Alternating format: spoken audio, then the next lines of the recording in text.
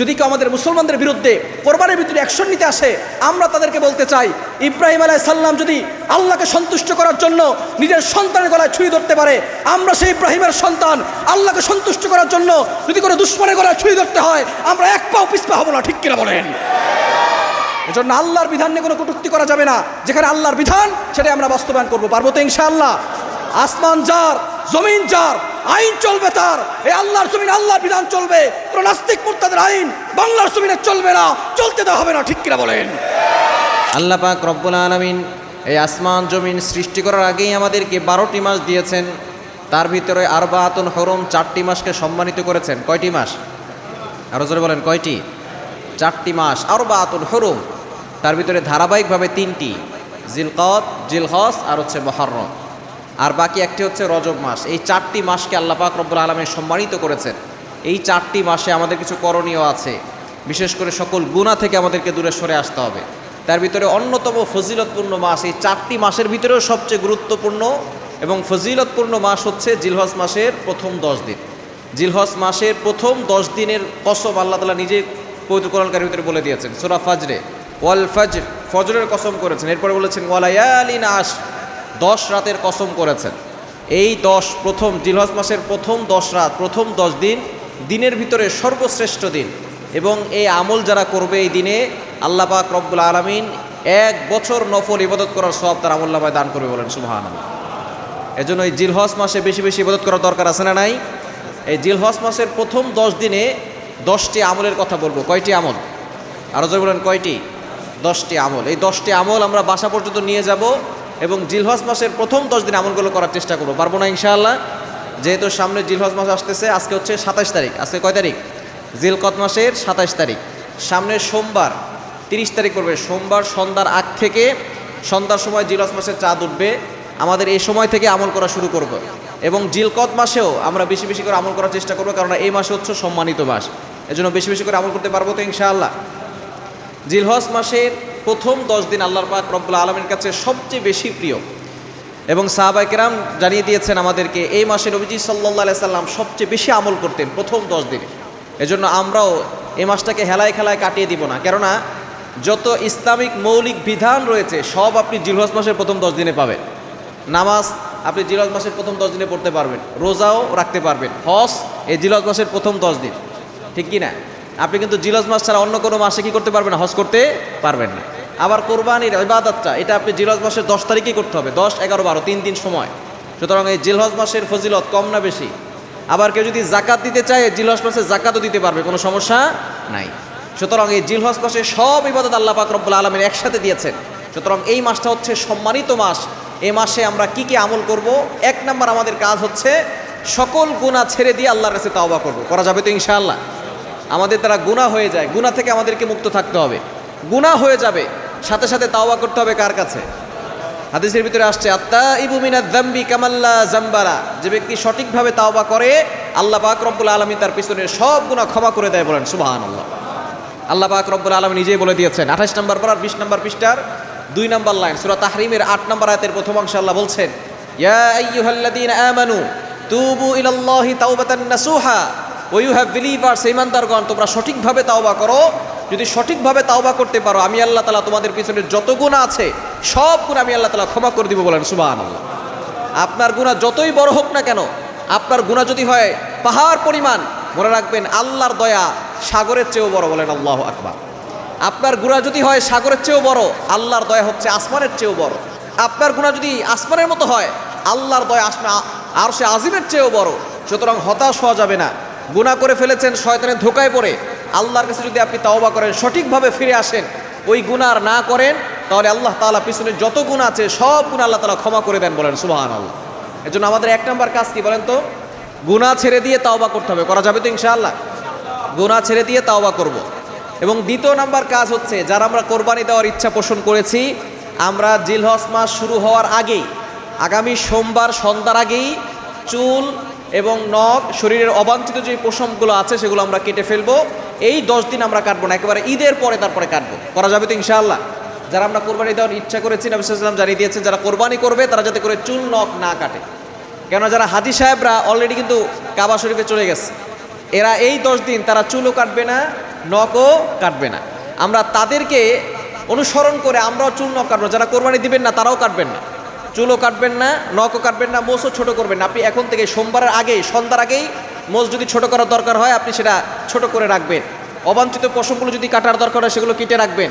চুল যদি কাটার দরকার হয় সেটা কেটে রাখবেন। এই 10 দিন যদি আপনি এগুলো না কাটেন তাহলে আল্লাহ পাক রব্বুল আলামিন হজ করার মতো সব আপনার আমলনামায় দিয়ে দিবেন।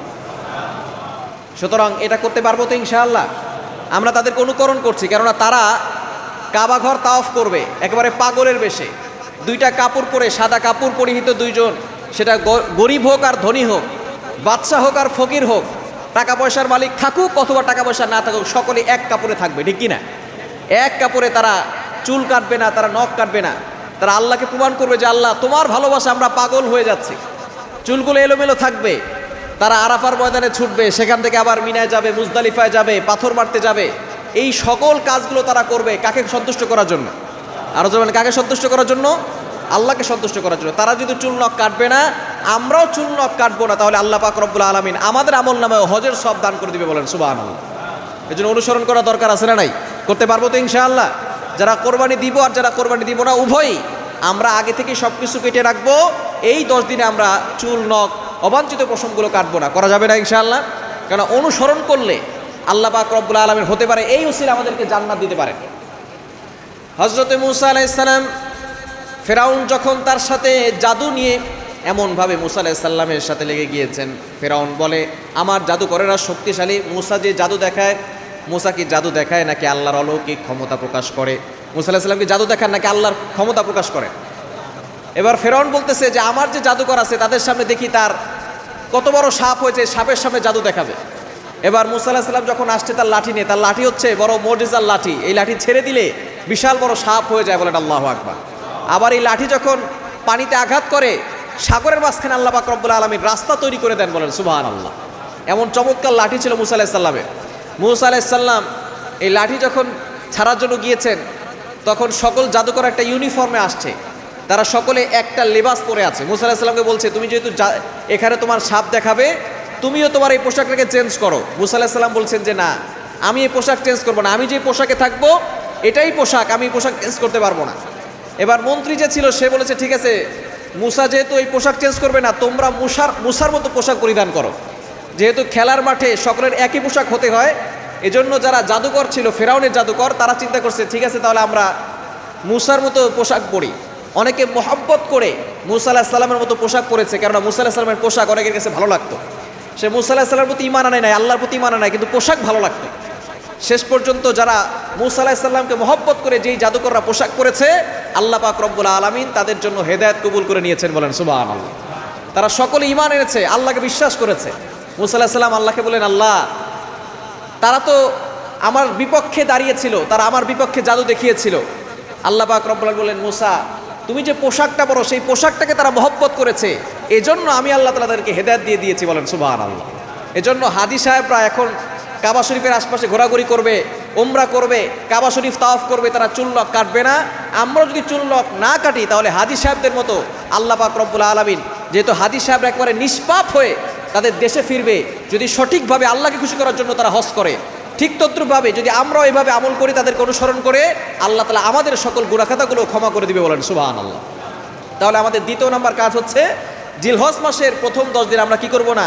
চুল নখ, শরীরের অবাঞ্ছিত পশমগুলো এগুলো আমরা কাটবো না। মনে থাকবো তো ইনশাআল্লাহ। 3 নাম্বার কাজ হচ্ছে জিলহজ মাসের প্রথম 9 দিন আমরা রোজা রাখবো, নফল রোজা। একটা রোজা যদি কেউ রাখে, 1 বছর নফল রোজা রাখার সব আল্লাহ তাআলা তার আমলনামায় দিয়ে দেন। জোরে সোরে বলেন না সুবহানাল্লাহ। যদি আপনি একটা রোজা রাখতে পারেন, কয় বছর? 1 বছর নফল রোজা রাখার সব আল্লাহ তাআলা আপনার আমলনামায় দিয়ে দেবেন।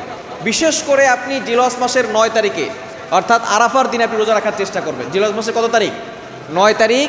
আপনি এই দিন রোজা রাখবেন। নবী সাল্লাল্লাহু আলাইহি ওয়াসাল্লাম জানিয়ে দিয়েছেন সিয়ামু ইয়াউমি আরাফা, আরাফার দিনের রোজা, ইন্নী আহতাসিবু আলাল্লাহ। নবী সাল্লাল্লাহু আলাইহি ওয়াসাল্লাম বলছেন আমি ধারণা করছি যে যদি এই আরাফার দিনের রোজা কেউ রাখে তাহলে তার আগের 1 বছর এবং পরের 1 বছরের গুনাহ আল্লাহ তাআলা ক্ষমা করে দেন।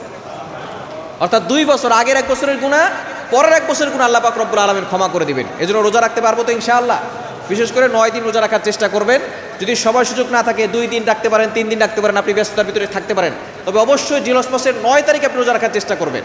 কারণ আরাফার দিন হচ্ছে যত দিন আছে সকল দিনের ভিতরে সর্বশ্রেষ্ঠ দিন আপনি আরাফাত দিন জিলহজ মাসের 9 তারিখে বেশি বেশি করে দোয়া করবেন, লা ইলাহা ইল্লাল্লাহু ওয়াহদা লা শারীকা লা লাহুল মুলকু ওয়া লাহুল হামদু ওয়া হুয়া আলা কুল্লি শাইইন কাদির। এই দোয়াটা বেশি বেশি পড়বেন। এই আরাফার দিনে রোজা রেখে যদি আল্লাহর কাছে আপনি দোয়া করেন, আল্লাহ পাক রব্বুল আলামিন সকল দোয়াগুলো কবুল করে নেবেন, বলেন সুবহানাল্লাহ। এজন্য আমরা জিলহজ মাসের 9 তারিখে রোজা রাখতে পারবো তো ইনশাআল্লাহ। যে 3 নাম্বার আমল। 4 নাম্বার আমল হচ্ছে আমরা বেশি বেশি করে নফল ইবাদত করব। বিশেষ করে নফল নামাজ বেশি বেশি করে পড়ার চেষ্টা করব। আমরা অনেকেই ফজরের নামাজ ঠিকমতো পড়ি না, ফরজ ঠিকমতো পড়ি না। আমরা এই মাসগুলোতে, সম্মানিত মাসগুলোতে ফরজ তো অবশ্যই পড়ব, পাশাপাশি নফল ইবাদত করার চেষ্টা করব। পারবো না ইনশাআল্লাহ? নফল ইবাদত যত বেশি করবেন তত বেশি আল্লাহ পাক রব্বুল আলামিন আপনার জীবনে কল্যাণ দান করবেন। অনেকের ফরজের ঘাটতি হতে পারে, আপনি সুন্নত পড়েছেন, নফল পড়েছেন, in the day of judgement, কিয়ামতের ময়দানে আল্লাহ পাক রব্বুল আলামিন বান্দাকে জান্নাতে দেওয়ার জন্য আপনি যে নফল নামাজ পড়েছেন, আপনাকে দেখা হবে যে ফরজ নামাজ যদি ঘাটতি থাকে দেখবে যে সুন্নত আছে কিনা বান্দার দেখো। সুন্নত দেখার পরে এই সুন্নতকে ফরজের মতো শামিল করা হবে। এরপরে আপনি নফল নামাজ পড়েছেন, এই নফল নামাজকে ফরজের মতো শামিল করে আল্লাহ পাক রব্বুল আলামিন আপনার গুনাহ ক্ষমা করে দিয়ে আপনাকে আল্লাহ তাআলা জান্নাতের ব্যবস্থা করে দিবেন। এর জন্য নফল নামাজ বেশি বেশি করা যাবে তো ইনশাআল্লাহ? নফল নামাজ পড়ার চেষ্টা করবেন এই সময়। বিশেষ করে 4 নাম্বার নফল নামাজ বেশি বেশি পড়বেন। এবং 5 নাম্বার হচ্ছে জিকির বেশি বেশি করার চেষ্টা করবেন। বিশেষ করে তাসবিহ আছে, তাহমিদ আছে, সুবহানাল্লাহি ওয়ালহামদুলিল্লাহি ওয়ালা ইলাহা ইল্লাল্লাহু ওয়াল্লাহু আকবার। এই 4টা বাক্য সকলেই জানি, ঠিক কি না? এই 4টা বাক্য আল্লাহর কাছে সবচেয়ে বেশি প্রিয়। আহাব্বুল কালামি ইলাল্লাহি আরবা। আল্লাহর কাছে কয়টা বাক্য বেশি প্রিয় বলেন তো? 4টা বাক্য, সুবহানাল্লাহ, আলহামদুলিল্লাহ, লা ইলাহা ইল্লাল্লাহ, আল্লাহু আকবার। যত বেশি পারেন তত বেশি আপনি এই জিকিরগুলো করবেন। কেননা যদি আপনি আল্লাহকে সন্তুষ্ট করাতে পারেন, যদি কেউ আল্লাহকে সন্তুষ্ট করাতে পারে, তাহলে এই দুনিয়া এবং আখিরাত উভয় জগৎ তার হয়ে যায়, বলেন সুবহানাল্লাহ। মাল্লাহুল মাওলা ফালাহুল কুল। হাদিসে কুদসির ভিতরে আল্লাহ তাআলা নিজে বলে দিয়েছেন যে আমার হয়ে গেল, আমি আল্লাহ তার হয়ে গেলাম, গোটা দুনিয়া তার হয়ে যাবে। এজন্য আল্লাহকে সন্তুষ্ট করতে হবে। আপনি দেখবেন যতই ভালো কাজ করেন, কিছু মানুষ আপনার গীবত করবে, আপনার সমালোচনা করবে, কিছু মানুষ আপনার দোষ ধরবে। কিন্তু যদি আপনি সকল মানুষকে সন্তুষ্ট করতে চান, দেখবেন আপনি ব্যর্থ হবেন। আপনি যদি একমাত্র আল্লাহকে সন্তুষ্ট করাতে পারেন, দেখবেন আপনি একদিন সফল হয়ে যাবেন। ওই আল্লাহ আপনাকে দুনিয়াতেও সম্মানিত করবেন, আখিরাতেও সম্মানিত করবেন। এজন্য সন্তুষ্ট করতে হবে কাকে? আরো জয় বলেন কাকে? আল্লাহকে সন্তুষ্ট করা যাবে তো ইনশাআল্লাহ? আল্লাহকে সন্তুষ্ট করার চেষ্টা করব। বেশি বেশি করে জিকির আজকার করবেন, যত বেশি পারেন সুবহানাল্লাহ, আলহামদুলিল্লাহ, লা ইলাহা ইল্লাল্লাহ, আল্লাহু আকবার, এটা বেশি বেশি পড়ার চেষ্টা করবেন। যেহেতু এই প্রথম 10 দিন আমলের মাস, আমলের সময়, এই সময়গুলো রাসূলুল্লাহ সাল্লাল্লাহু আলাইহি ওয়াসাল্লাম বেশি বেশি আমল করতেন এবং আল্লাহ তাআলার কাছে এই সময়টা বেশি প্রিয়। এজন্য বেশি বেশি করে জিকির করবেন। বিশেষ করে বুখারী শরীফের সর্বশেষ আছে হাদিস, সুবহানাল্লাহি ওয়া বিহামদি সুবহানাল্লাহিল আযীম। এই বাক্যগুলো সহজ, এই বাক্যগুলো মিজানের পাল্লা সবচেয়ে বেশি ভারী করে, বলেন সুবহানাল্লাহ। সুবহানাল্লাহ বিহামদি সুবহানাল্লাহিল আযীম, এটা যদি আপনি সকালবেলা 100 বার পড়েন, হুত্তাত খতায়াহু, যদি আপনার গুনাহ সাগরের ফেনা পরিমাণও হয়, আল্লাহ পাক রব্বুল আলামিন সব গুনাহ ক্ষমা করে দিবে, বলেন সুবহানাল্লাহ। তাহলে আমরা সুবহানাল্লাহ বিহামদি সুবহানাল্লাহিল আযীম 100 বার পড়বেন। যদি 100 বার পড়তে পারেন, আল্লাহ পাক রব্বুল আলামিন আপনার মিজানের পাল্লাও ভারী করে দিবেন। বুখারী শরীফের সর্বশেষ হাদিস, ইমাম বুখারী রাহমাতুল্লাহি আলাইহি হাদিস এনেছেন, কালিমাতান হাবিবাতান ইলার রহমান। রহমানের কাছে 2টা বাক্য বেশি প্রিয়। কয়টা বাক্য? আর যে বলেন কয়টা? 2টা বাক্য। খাফিফাতানে আলাল লিসান, যেটা মুখে উচ্চারণ করা সহজ। সাকিলাতানে ফিল মিজান, মিজানের পাল্লা সবচেয়ে বেশি ভারী করে। বাক্য 2টি হচ্ছে সুবহানাল্লাহি ওয়া বিহামদি সুবহানাল্লাহিল আযীম। তাহলে আমরা এই সামনের 10 দিনে বেশি বেশি করে এই বাক্যগুলো পাঠ করার চেষ্টা করব। করা যাবে না ইনশাআল্লাহ?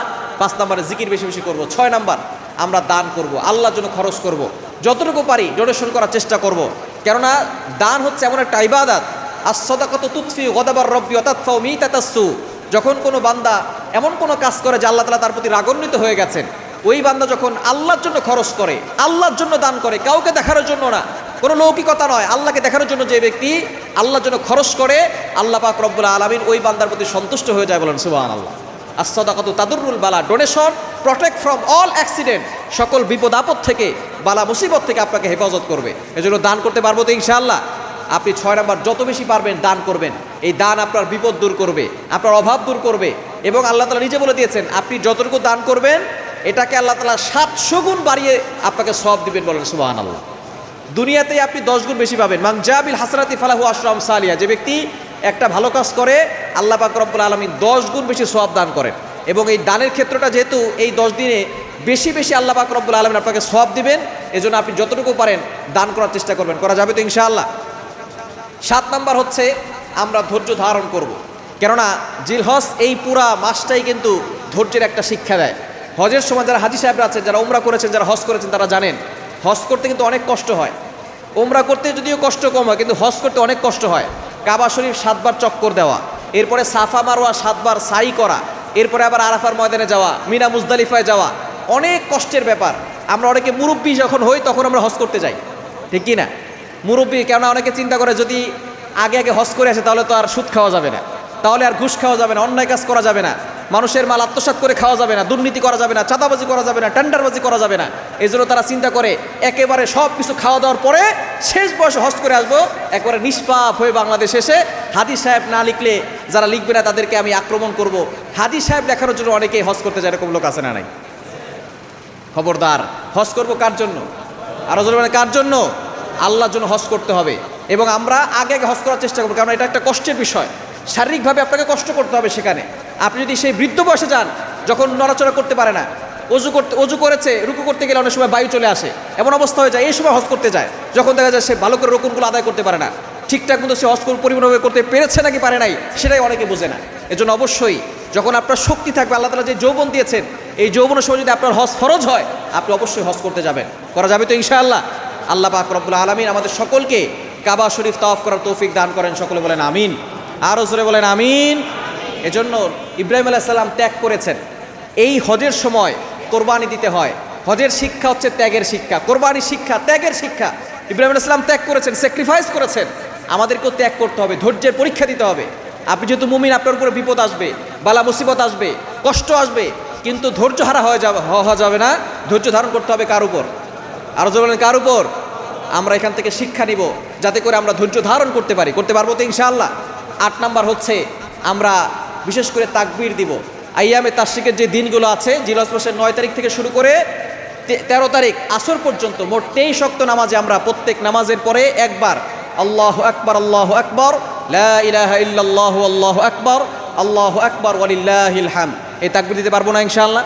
সাহাবায়ে কেরাম জিলহজ মাস শুরু হলেই তারা বাজারে গিয়ে জোরে জোরে বলতো আল্লাহু আকবার, আল্লাহু আকবার, লা ইলাহা ইল্লাল্লাহু, আল্লাহু আকবার, আল্লাহু আকবার, ওয়ালিল্লাহিল হামদ। কেননা এখানে আল্লাহর প্রশংসা আছে, আল্লাহর বরত্বের ঘোষণা আছে। আল্লাহর বরত্বের ঘোষণা দিলে কে খুশি হন বলেন তো? আওয়াজ দিয়ে বলেন, কে খুশি হন? আপনি বাজারে গিয়ে জোরে সোরে বলবেন আল্লাহু আকবার, আল্লাহু আকবার, লা ইলাহা ইল্লাল্লাহু, আল্লাহু আকবার, আল্লাহু আকবার, ওয়ালিল্লাহিল হামদ। এটা বললে হয়তো অনেকে আপনাকে পাগল বলতে পারে। কে কি বললো সেটা আবার দেখার বিষয় নয়, আমি আমার রবকে খুশি করতে চাই, ঠিক কি না? অনেকে হয়তো আপনাকে বলবে পাগল হয়ে গেছে। সাহাবায়ে কেরাম পাগল ছিলেন, আল্লাহর পাগল। আমরাও সে আল্লাহর পাগল হতে চাই, আল্লাহর জমিনে আল্লাহর তাকবীর দিতে চাই, আল্লাহু আকবারের স্লোগান দিতে চাই। এই আল্লাহু আকবারের স্লোগান যদি কারো অন্তরের ভিতরে ভালো না লাগে, বুঝতে হবে তার শরীরের ভিতরে আবু জাহেলের ভাইরাস রয়েছে, ঠিক কিনা বলেন? এই বাংলার জমিনে 95% মুসলমান বসবাস করে, এখানে আল্লাহু আকবার স্লোগান চলবে। যাদের ভালো লাগে না, বাংলাদেশে থাকার দরকার নাই, তুমি দিল্লির দাদাবাবুদের কাছে ফেরত চলে যাও, ঠিক কিনা বলেন? যেন বাংলাদেশে আল্লাহু আকবারের স্লোগান চলবে। আমরা যত বেশি পারি আল্লাহু আকবারের স্লোগান দিব, পারবো তো ইনশাআল্লাহ? আমরা জিলহজ মাস শুরু হওয়ার পর থেকেই আল্লাহু আকবার, আল্লাহু আকবার, লা ইলাহা ইল্লাল্লাহু, আল্লাহু আকবার, আল্লাহু আকবার, ওয়ালিল্লাহিল হামদ, এই বাক্যটা পড়তে পারবো না ইনশাআল্লাহ? বাক্য পড়া যাবে না ইনশাআল্লাহ? এই বাক্য বেশি বেশি পড়বেন। এখানে প্রশংসা কার বলেন তো? আরো জয় বলেন, কার? আল্লাহ পাক রব্বুল আলামিন নিজেই বলে দিয়েছেন। 29 নম্বর পারা 17 নম্বর পৃষ্ঠার 3 নম্বর লাইন সূরা মুদ্দাসসিরের 2-3 নম্বর আয়াতে আল্লাহ তাআলা বলছেন, কুম ফাআনদির ওয়া রাব্বাকা ফাকাব্বির, stand in awe and announce the bounty of your Lord, দাঁড়াও, ভীতি প্রদর্শন করো এবং তোমার রবের বরত্বের ঘোষণা দাও। আমরা আমাদের রবের বরত্বের ঘোষণা দিতে পারবো তো ইনশাআল্লাহ? পারা যাবে তো ইনশাআল্লাহ? বিশেষ করে এই জিলহজ মাসে যেহেতু কোরবানির সময়, আমরা জোরে জোরে 5 ওয়াক্ত নামাজের পরে, বিশেষ করে জিলহজ মাসের 9 তারিখ থেকে শুরু করে 13 তারিখ আসর পর্যন্ত মোট 23 ওয়াক্ত নামাজে আমরা প্রত্যেক নামাজের পরেই পুরুষরা জোরে জোরে বলবে আর নারীদেরকে শিখিয়ে দিবেন, তারাও যাতে করে নামাজ শেষ করার পরে আস্তে আস্তে এই তাকবীরগুলো পড়ে। করা যাবে না ইনশাআল্লাহ? হয়তো এখানে ইমাম সাহেব মনে না থাকলে সভাপতি সাহেবের মনে থাকে, সভাপতি সাহেবের মনে না থাকলে সেক্রেটারি সাহেবের মনে থাকে, কোনো একজনের মনে থাকে, সবাই পড়ে, ঠিক কি না? কিন্তু বাসায় তো কেউ বলে না, এই জন্য অনেক সময় মহিলাদের কি মনে থাকে না। এই জন্য সে যেখানে নামাজ পড়ে সেখানে বলে রাখবেন, তার বাম দিকে যাতে করে লিখে রাখে তাকবীর পড়তে হবে। বাম দিকে কি করবে? লিখে রাখবে তাকবীর পড়তে হবে। যখন সে সালাম ফিরাবে আসসালামু আলাইকুম রহমতুল্লাহ, আসসালামু আলাইকুম রহমতুল্লাহ, এখন এখানে দেখবে যে তাকবীর পড়তে হবে, সাথে সাথে সে বলবে আল্লাহু আকবার, আল্লাহু আকবার, লা ইলাহা ইল্লাল্লাহু, আল্লাহু আকবার, আল্লাহু আকবার, ওয়ালিল্লাহিল হামদ। এটা একটা সুন্নাহ, সাহাবায়ে কেরামদের সুন্নাহ, এটা আমরা জিন্দা করবো। পারবো তো ইনশাআল্লাহ? এবং জোরে জোরে মাঝে মধ্যে পড়বেন, বাজারে গিয়ে পড়বেন যে এখন হজের সময় তারা বলতেছে আর তারা আল্লাহর সামনে হাজির হচ্ছে এবং তারা কোরবানি করবে, যারা কোরবানি করবে না, আমরা সকলেই এই তাকবীর দিব। পারবো তো ইনশাআল্লাহ? 8 নাম্বার, আমরা এই তাকবীর বেশি করে দেওয়ার চেষ্টা করব। 9 নাম্বার হচ্ছে যাদের সামর্থ্য আছে তারা হজ করতে যাবে, যাদের অ্যাবিলিটি আছে, সামর্থ্য আছে, হজ করতে যাবেন। আল্লাহ তাআলা আপনাকে সামর্থ্য দিয়েছেন, কাবা ঘর তাওয়াফ করবেন। যদি কারো হজ ফরজ হয় আর যদি সে হজ আদায় না করে, আল্লাহ পাক রব্বুল আলামিন তার জন্য ভয়ঙ্কর শাস্তি রেখেছেন। এজন্য হজ, অনেকে মনে করে আমার কাছে তো টাকা নাই, হজ আসলে টাকা দিয়ে করা যায় না।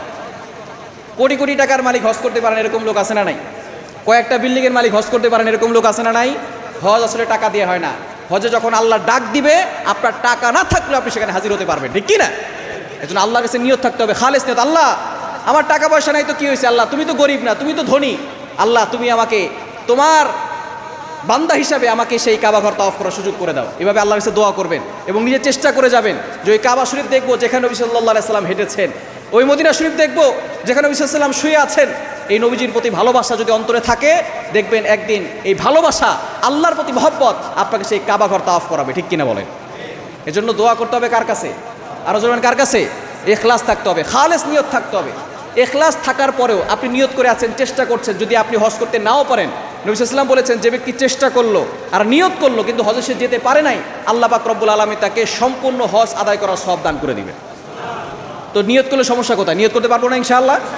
আজকে তো নিয়ত করতে পারবো তো ইনশাআল্লাহ?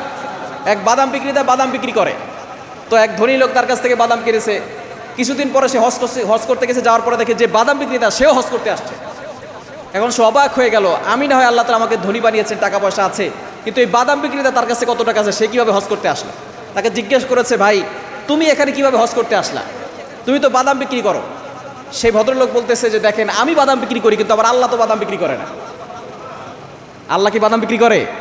আমার আল্লাহ তো ধনী, আমার আল্লাহ তাআলা আমাকে যদি এখানে নিয়ে আসেন, দুনিয়ার কোনো শক্তি নাই এখান থেকে আমাকে বের করে দেওয়ার। সুতরাং ওই ভরসা রাখতে হবে আল্লাহর উপর যে আল্লাহ তুমি আমাকে জীবনে একবার হলেও কাবা শরীফ তাওয়াফ করার তৌফিক দিও, একবার হলেও নবীজি সাল্লাল্লাহু আলাইহি ওয়াসাল্লামের রওজা মুবারকে যাতে করে জিয়ারত করতে পারি সেই ব্যবস্থা করে দিও।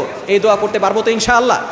এবং 10 নম্বর হচ্ছে যাদের অ্যাবিলিটি আছে, সামর্থ্য আছে, জিরস মাসের 10, 11, 12 এই 3 দিনে যদি আপনার অ্যাবিলিটি থাকে, সামর্থ্য থাকে, আপনি কোরবানি করবেন। কোরবানি করা যাবে তো ইনশাআল্লাহ? কোরবানি করতে হবে কার জন্য? আরো জোরে বলেন কার জন্য? আল্লাহকে সন্তুষ্ট করার জন্য আপনি কোরবানি করবেন, আল্লাহকে স্যাটিসফাই করার জন্য কোরবানি করবেন। আমরা অনেকে নামাজ পড়ি লৌকিকতার জন্য, দাড়িগুলো পেকে গেছে, নামাজ না পড়লে মানুষ কি বলবে, মেয়েটার বিয়ে দিতে হবে, যদি নামাজ না পড়ে মেয়ের বিয়ে হবে না, এরকম নিয়ত করে অনেকে নামাজ পড়ে, এরকম লোক আছে না নাই? অনেকে আবার কোরবানি করে এই নিয়ত করে যে আমার সন্তানরা কার দিকে তাকিয়ে থাকবে, প্রতি বছর কোরবানি দিয়ে এই বছর কোরবানি না দিলে কেমন হয়, এরকম লৌকিকতা আছে না নাই? আরো জোলান আছে না নাই? কোরবানি করতে হবে কাকে সন্তুষ্ট করার জন্য? আল্লাহ পাক রব্বুল আলামিন নিজে বলে দিয়েছেন 8 নম্বর পারা 9 নম্বর পৃষ্ঠার 8-9 নম্বর লাইন সূরা আনআমের 162 নম্বর আয়াতে, কুল ইন্না সালাতি ওয়া নুসুকি ওয়া মাহইয়ায়া ওয়া মামাতি লিল্লাহি রাব্বিল আলামিন, my prayer, my sacrifices, my life, my death, always for Allah. আমার নামাজ, আমার কোরবানি, আমার জীবন, আমার মরণ সব কিছু কার জন্য হতে হবে? আরো জোরে বলেন কার জন্য হতে হবে? ওই আল্লাহর জন্য কোরবানি করতে পারবো তো ইনশাআল্লাহ? যাদের অ্যাবিলিটি আছে কোরবানি করবেন, অ্যাবিলিটি আছে কোরবানি করার চেষ্টা করবেন। কেননা কোরবানির দিনে জিলহজ মাসের 10 তারিখে কোরবানির থেকে উত্তম কোনো ইবাদত আর নাই। আপনার যে পশু আপনি ক্রয় করেছেন, ওই পশুর যে কয়টা পশম আছে, প্রতিটি পশমের বিনিময়ে আল্লাহ পাক রব্বুল আলামিন আপনার আমল নামায় সওয়াব দিয়ে দিবেন। দেখেন এই কোরবানির পশু কিন্তু আমরা আল্লাহর জন্য একেবারে দিয়ে দেই না, এটা জবাই করে কিন্তু আমরা নিজেরাই খাই। দান করার সুযোগ আছে, অভাবী যারা আছে তাদেরকে দেওয়ার সুযোগ আছে, ঠিক কি না? নিজেরাই খাই, কেন আল্লাহর কাছে গোস্তও যায় না, রক্তও যায় না। আল্লাহ তাআলা নিজে বলে দিয়েছেন 17 নম্বর পারার 15 নম্বর পৃষ্ঠার 13, 14, 15 নম্বর লাইন সূরা হজের 37 নম্বর আয়াতে, লা ইয়ানালাল্লাহু লুহুমুহা ওয়ালা দিমাউহা ওয়ালাকিন ইয়ানালুহুত তাকওয়া মিনকুম। আল্লাহ পাক রব্বুল আলামিন বলছেন তোমাদের পশুর রক্ত গোশত কোনো কিছু আমি আল্লাহর কাছে পৌঁছায় না, পৌঁছায় শুধু তোমাদের তাকওয়া। তুমি কেন কিসের জন্য কোরবানি করলে, কার ভয় কোরবানি করলে, কাকে দেখার জন্য কোরবানি করলে, এটা শুধু আল্লাহর কাছে পৌঁছাবে। এজন্য আমরা নিয়তকে একেবারে খালেস করে নিব, নিয়তকে শুদ্ধ করে নিব, যাতে করে আমরা একমাত্র আল্লাহকে সন্তুষ্ট করার জন্য কোরবানি করতে পারি। করা যাবে না ইনশাআল্লাহ? আল্লাহকে সন্তুষ্ট করার জন্য আপনি কোরবানি করবেন। আল্লাহ তাআলা যদি আপনাকে অ্যাবিলিটি দিয়ে থাকেন, যাদের উপরে যাকাত ফরজ তারাই কোরবানি করবে। করা যাবে তো ইনশাআল্লাহ? আল্লাহ পাক রব্বুল আলামিন এই কোরবানির অনেক সওয়াব দিয়েছেন, কিন্তু দুঃখজনক হলেও সত্য, যখনই কোরবানির সময় আসে একদল নাস্তিক আছে, তারা বলে যে মুসলমান না কোরবানির নামে পশু হত্যা করে। এরকম পোস্ট কি আপনারা পেয়েছেন না আপনারা? প্রত্যেক কোরবানির সময় আসলেই বলে মুসলমানরা পশু হত্যার নামে কি করে? কোরবানি করে। আবার ভারতের শুভেন্দু অধিকারী যখনই বিজয় লাভ করছে, মোদি আর এই শুভেন্দু অধিকারী মিলে ভারতের ভিতরে তারা পশু কোরবানি করা, বিশেষ করে গরু আর মহিষ, এগুলো কোরবানি করা নিষিদ্ধ করে দিয়েছে। সিগনেচার নিয়ে তারপরে পশু কোরবানি করতে হবে।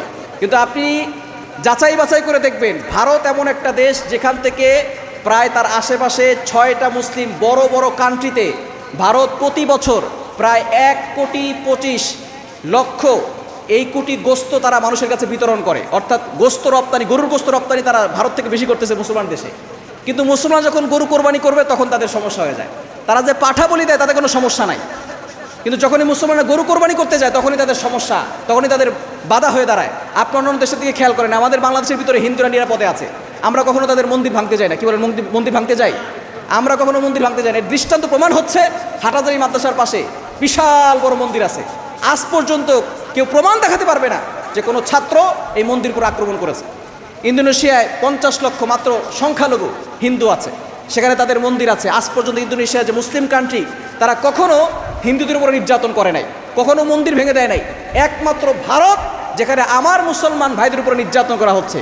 গরু যদি কোরবানি করা হয় তখন তাদেরকে আঘাত করা হচ্ছে, তাদের মসজিদগুলো পুড়িয়ে দিচ্ছে, তাদের ঘর বাড়ি পুড়িয়ে দিচ্ছে, ব্যবসায়িক প্রতিষ্ঠান পুড়িয়ে দিচ্ছে, তারা মুসলমানদের উপর নির্যাতন করছে। সুতরাং আমরা তাদেরকে বলতে চাই, তোমরা যদি হিন্দুত্ববাদের এক হতে পারো, আমরা সকল মুসলমানরা যদি এক হই, বাংলাদেশের মুসলমান, পাকিস্তানের মুসলমান, এরপরে আফগানিস্তানের মুসলমান যদি এক হয়ে সামনে অগ্রসর হয়, ভারতের এই কাফের মুশরিকরা পালানোর জায়গা খুঁজে পাবে না। ঠিক কিনা বলেন? এজন্য ইমানকে শক্তিশালী করা দরকার আছে না নাই? আর মুসলমান আছে না নাই? ইমানকে শক্তিশালী করতে হবে। আমাদের কোরবানিটা আল্লাহর বিধান। কার বিধান? আর বলেন, কার বিধান? আল্লাহর বিধান। আল্লাহ তাআলা আমাদেরকে সৃষ্টি করেছেন, সে আল্লাহ বলেছেন তোমরা হালাল প্রাণীর গোশত খাও। যদি আল্লাহ তাআলা আমাদেরকে অনুমতি দিয়ে থাকেন তাহলে আমাদের হালাল প্রাণীর গোশত খেতে সমস্যা কোথায়? আমাদের হালাল প্রাণীর গোশত খেতে সমস্যা কোথায়? কিন্তু যারা এই ধরনের কথা বলে পশু কোরবানি করা হচ্ছে, কোরবানির নামে পশু হত্যা করা হচ্ছে, তারাও দেখবেন চিকেন না খেলে তাদের পেটের ভাত হজম হয় না। তারা ডাইনিংয়ে বসে মুরগি খাচ্ছে, তারা খাসি খাচ্ছে, এতে কোনো সমস্যা নাই। সমস্যা শুধু কোথায়? মুসলমানরা কেন পশু কোরবানি করবে? তাদের পাঠা বলিতে তাতে কোনো সমস্যা হয় না। এবং তাদের হিন্দু যেই গীতা আছে সেখানে তারা এমনভাবে লিখেছে যে যদি দেবতার নামে পাঠা বলি দেওয়া হয় তাহলে দেবতাও খুশি হবে, এবং যে এটা কোরবানি করবে, পাঠাকে বলি দিবে, সে স্বর্গে চলে যাবে। তো তাদের ধর্ম এটা আছে, তারা সেখানে শুধু মুসলমানদের গরু কোরবানি করা নিষিদ্ধ করেছে, মহিষ কোরবানি করা নিষিদ্ধ করেছে, পাঠা বলি দেওয়া কিন্তু তারা নিষিদ্ধ করে। বুঝতে হবে, তারা জাতে মাতাল হলেও তালে ঠিক আছে। মুসলমানদের তারা নির্যাতন করছে, তারা ষড়যন্ত্র করছে। আমাদের কিছু বাংলাদেশি মুসলিমরা এই কথা বলে যে মুসলমানরা কোরবানির নামে পশু হত্যা করে। অনেকে বলে যে আমার পশু কোরবানি করতে মায়া লাগে। যদি আল্লাহ তাআলা বিধান দিয়ে থাকেন অবশ্যই সেটা করতে হবে, এটা করার দরকার আছে না নাই? অনেকে বলে যে হুজুর এটা কেন করতে হবে? এক নম্বর কথা হচ্ছে আল্লাহ তাআলা বিধান দিয়েছেন, আমরা করব। দ্বিতীয় নম্বর কথা হচ্ছে, একটা হচ্ছে ভেজ খাবার, একটা হচ্ছে নন ভেজ খাবার। ভেজ খাবার মানে হচ্ছে ভেজিটেবল, সবজি খাবার। সবজি খাবার খেয়ে অনেকে বাঁচতে পারে, আপনি ঘাস লতা পাতা শাক সবজিগুলো খেয়েও বাঁচতে পারেন। তবে নন ভেজ আপনাকে খেতে হবে, কেননা এমন অ্যাসিড আছে এটার ভিতরে যেটা মাংসের ভিতরে পাওয়া যায়, এই শাকসবজির ভিতরে আপনি পাবেন না। দেখবেন আল্লাহ পাক রব্বুল আলামিন গরুকে সমান দাঁত দিয়েছেন। কি দাঁত? সমান দাঁত দিয়েছেন, যার কারণে গরু ঘাস লতাপালা চিবিয়ে খায় এবং সেটা তার জন্য হজম হয়।